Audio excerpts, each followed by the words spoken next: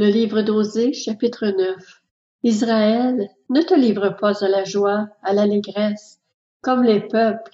En effet, tu t'es prostitué en abandonnant ton Dieu. Tu as aimé un salaire impur dans toutes les aires à blé. L'air de battage et le pressoir ne les nourriront pas, et le vin nouveau leur fera défaut.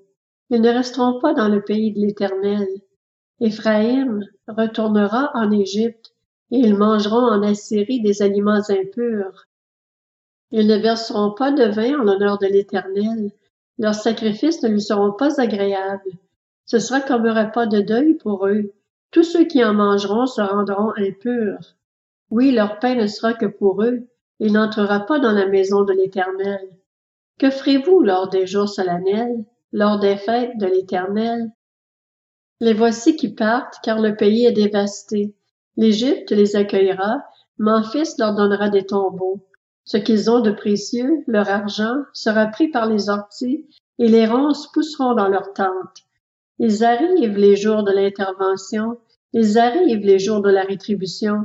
Israël va le savoir. Le prophète est fou, l'homme inspiré délire. C'est à cause de la grandeur de tes fautes et de ta haine. Éphraïm est un guetteur contre mon Dieu. Un prophète est un filet d'oiseleurs sur toutes ses voies. Il y a de la haine dans la maison de son Dieu. Ils sont plongés dans la corruption comme à l'époque de Gibéa. L'Éternel se souviendra de leurs fautes, il punira leurs péchés. J'ai trouvé Israël comme des raisins dans le désert.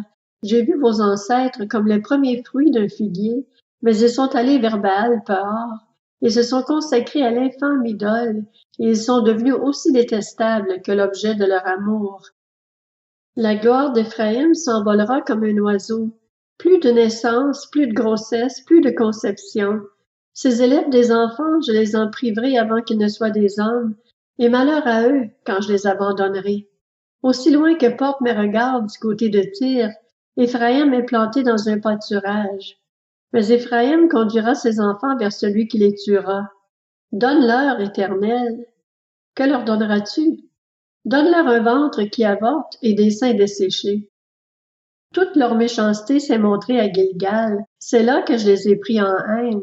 À cause de la méchanceté de leurs agissements, je les chasserai de ma maison. Je ne continuerai pas à les aimer. Tous leurs chefs sont des rebelles. Éphraïm est frappé, sa racine est devenue sèche.